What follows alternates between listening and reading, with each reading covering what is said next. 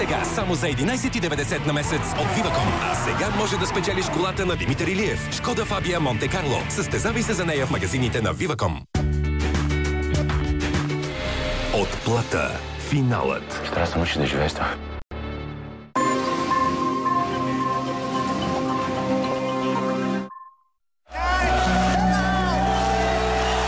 Европейски шампион е Кубрат Венков Пулев от България. Победител с нокаут в 11. Аз мисля, че човек има път, който му е отреден от Господ и има път, който трябва да го намери. И в момента, в който го намери и си усети пътя, то просто е един лек път и приятен.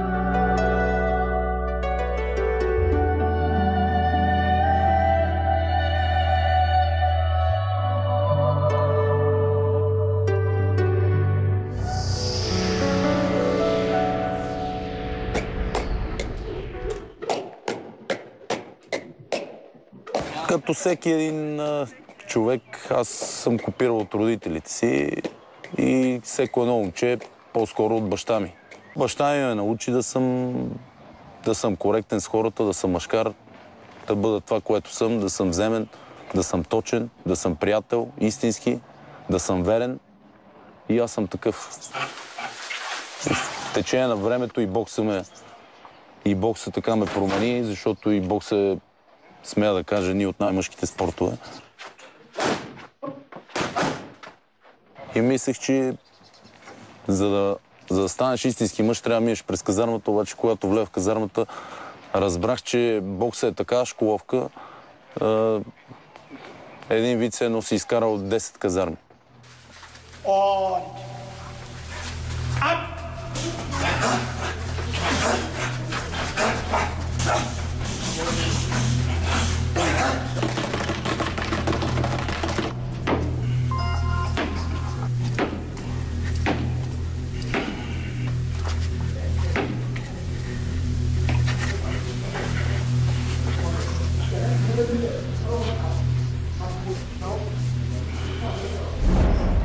Извън бокса забавлявам се с приятели, говориме си. От време на време играя шах. Да, баща ми показа шаха. Отначало ни биеше, обаче след това почнахме с брат ми да го биеме, да го побеждаваме, вече като задобряхме. И беха големи нерви от негова страна. Отначало пък ние се нервирахме и така. Определено имаме спортна злоба от него. Мисля, че така трябва да е всеко едно момче, винаги трябва да е до баща си. За да мога да израсне мъж и да бъде истински.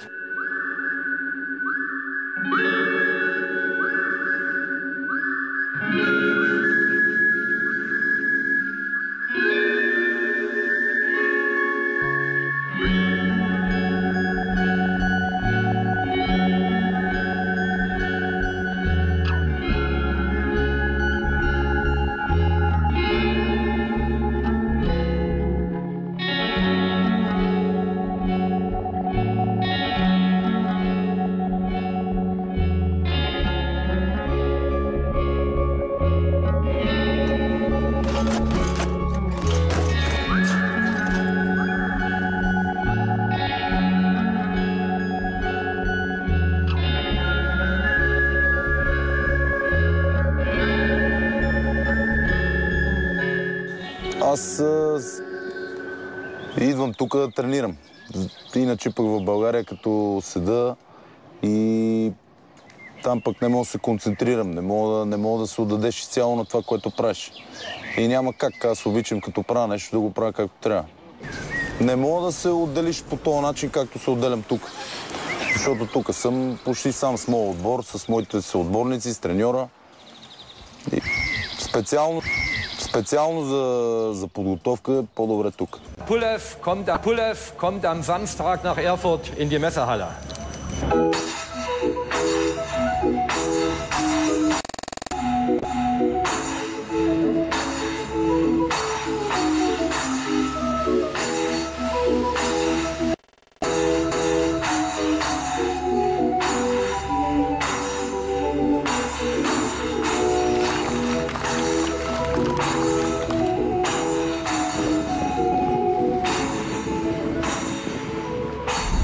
Определено мога да живее по-добре тук или където и да е, но аз мисля, че не трябва да бягаме от България и не трябва да бягаме от това, което става, трябва да го променим.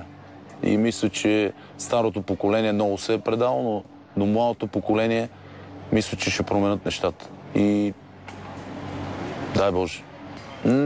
Не мога да кажем, Германия е уникална, Германия е нещо невиждано, народа е нещо страшно.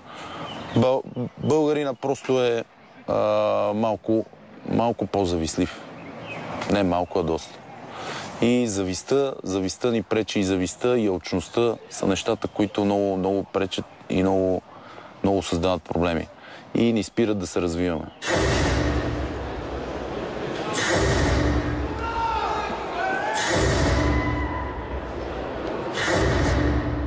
Meine Damen und Herren, willkommen im Ring zur Europameisterschaft im Schwergewicht. Der Titel ist vakant und hier kommen die beiden Boxer. Walk-in für den Mann aus Bulgarien, Kubrat Pulev.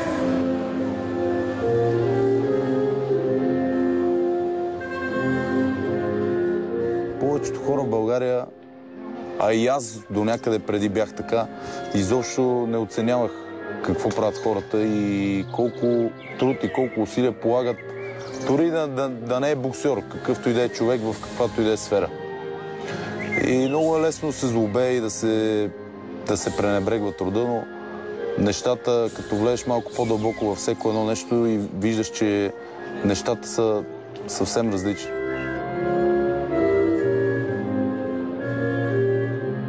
Основното е да вярва и да иска. И да има желание да обикне своя народ. Когато обичаш България, тя ще се промени. Всеки един човек. България какво е? България не е правителството, не е хората, които ни управляват. България е народа. Народа трябва да е малко по-буден, защото малко сме смачкани, тъпкани. Това ни е от история, от много години. Но и народът трябва просто да вижда истината къде е. Не само да слуша политиците, а да ги разбира, да ги усеща. Jetzt will es bei den Profis aus Bulgarien, Kubrat Pulev.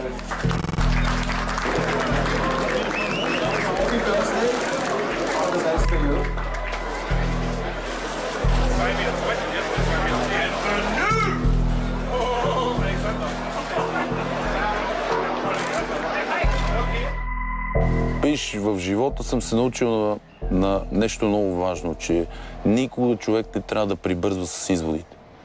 И когато и да прибързаш, винаги грешиш. Затова максимално трябва да изчакаш, да разбереш, да видиш. Ако нещо те интересува, за да кажеш за някой човек, най-добре е да се поинтересуваш за него, да прочетеш за него, да видиш и тогава вече да дадеш мнение. Защото всеки може да каже, нали, външния образ е един, човека по принцип е съвсем друг. И аз много пъти за певица или за който и да е, много пъти съм казвал еди къв си, еди що си, еди какво си. Но във всички тия пъти явно съм грешал, защото тия хора едва ли са точно такива, каквито съм казвал.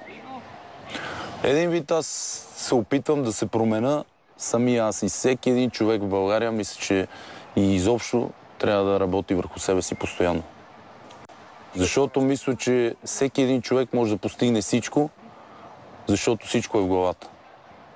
И може да преодолее и страх, може да преодолее и болка, може да преодолее всичко. Човешките граници са неограничени.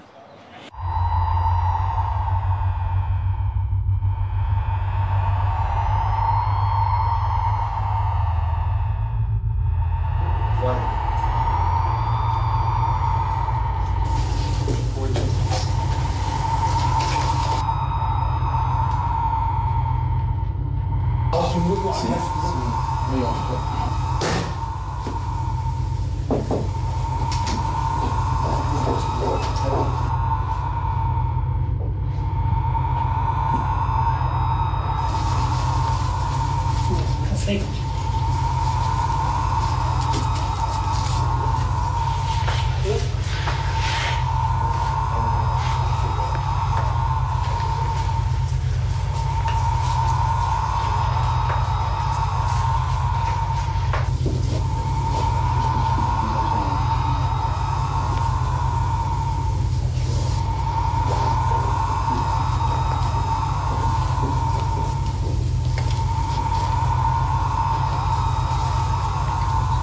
Вярвам в Господ и не само, че вярвам, чувствам го. Просто го чувствам. Всеки човек може да си вярва във всичко и може да не вярва във всичко, но аз просто го чувствам. И никой не може да ме убеди в обратното, който и каквото и да пише и каквото и да казва.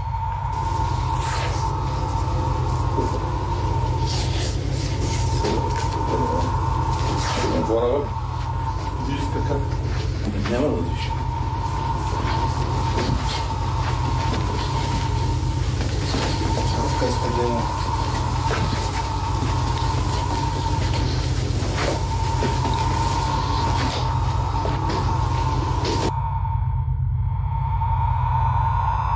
Просто всеки един човек рано или късно минава на касата и плаща за всичко това, което е направил. Рано или късно. И плащаш не повече, не по-малко, точно колкото си направил и колкото си постигнал. Господ дава шанс на абсолютно всеки човек. Господ е със всеки човек.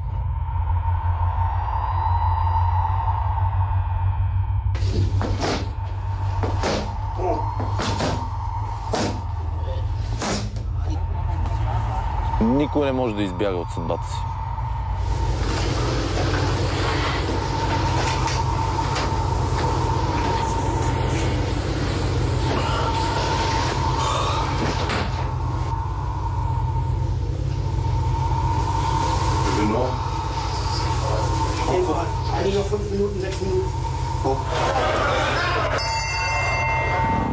Много пъти в Библията съм го чел, че Господ казва: не крадете, поискай и ще ти се даде. И наистина, каквото съм поискал, всичко го имам.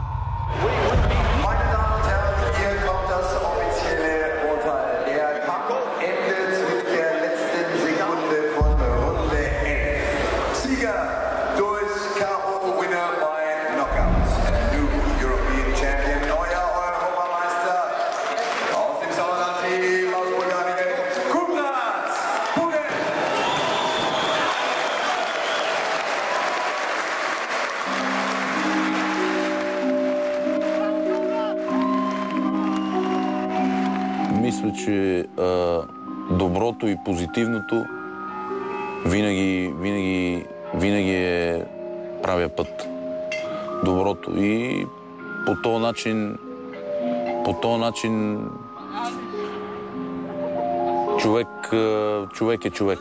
И човек е истински и истински може да живее. И може да бъде доволен от себе си. Всичко друго е просто отвратително.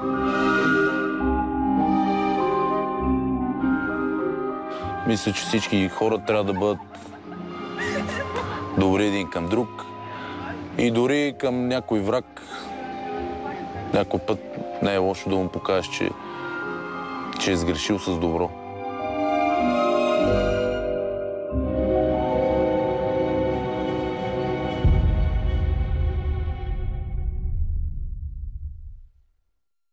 Гледай любимото си предаване напълно безплатно и в Нова Плей. Телевизия, която управляваш.